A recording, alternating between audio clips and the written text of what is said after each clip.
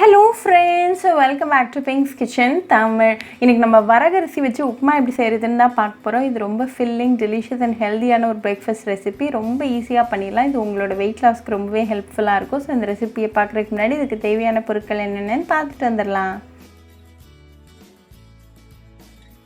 ஒரு pan சூடு பண்ணிக்கோங்க. அதுல 1/2 கப் அளவுக்கு வரகரிசி சேர்த்துக்கோங்க.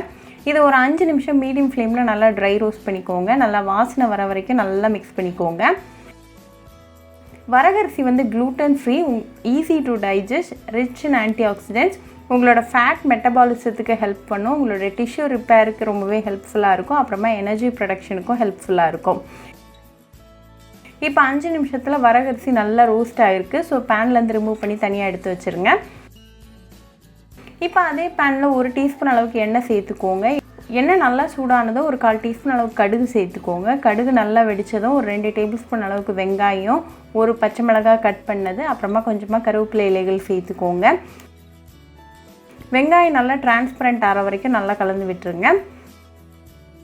இப்போ வெங்காயம் நல்லா ரெடி ஆயாச்சு. ஸோ இது கூட ஒரு 3 கப் அளவுக்கு தண்ணி, அப்புறமா ஒரு 1/4 டீஸ்பூன் அளவுக்கு உப்பு சேர்த்துக்கோங்க.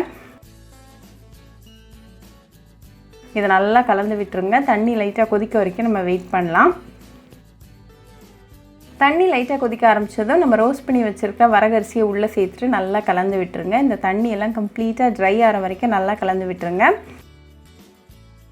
இப்போ தண்ணி ரெடியூஸ் ஆக ஆரம்பிச்சாச்சு. ஸோ இந்த ஸ்டேஜில் ஒரு மூடி போட்டு க்ளோஸ் பண்ணி 5 நிமிஷம் லோ ஃப்ளேமில் நல்லா குக் பண்ணுங்கள். அப்பப்போ திறந்து விட்டு நல்லா மிக்ஸ் பண்ணிவிட்டு அகெயின் க்ளோஸ் பண்ணி குக் பண்ணுங்கள்.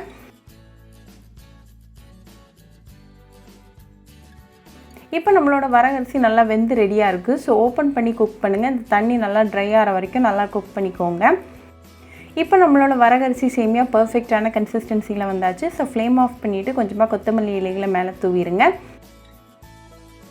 இதை லைட்டாக மிக்ஸ் பண்ணி விட்டுருங்க. இப்போ நமக்கு டெலிஷியஸ் அண்ட் ஹெல்தியான வரகரிசி உப்புமா ரெடி ஆகியாச்சு. இதை சாம்பார் சட்னி கூட சர்வ் பண்ணி உங்கள் ஃபேமிலி அண்ட் ஃப்ரெண்ட்ஸ் கூட என்ஜாய் பண்ணுங்கள். ரொம்பவே ஈஸி, ஹெல்தி அண்ட் டெலிஷியஸான ஒரு பிரேக்ஃபாஸ்ட் ரெசிபி. ஸோ கண்டிப்பாக இந்த வரகரிசி உப்புமா ரெசிபியை உங்கள் வீட்டில் ட்ரை பண்ணி பாருங்கள். ட்ரை பண்ணிவிட்டு எப்படி இருந்துச்சுன்னு எனக்கு கமெண்ட்ஸில் சொல்லுங்கள். இன்னொரு சூப்பரான ரெசிபியோட உங்களை பார்க்குற வரைக்கும் பாய் ஃப்ரெண்ட்ஸ்.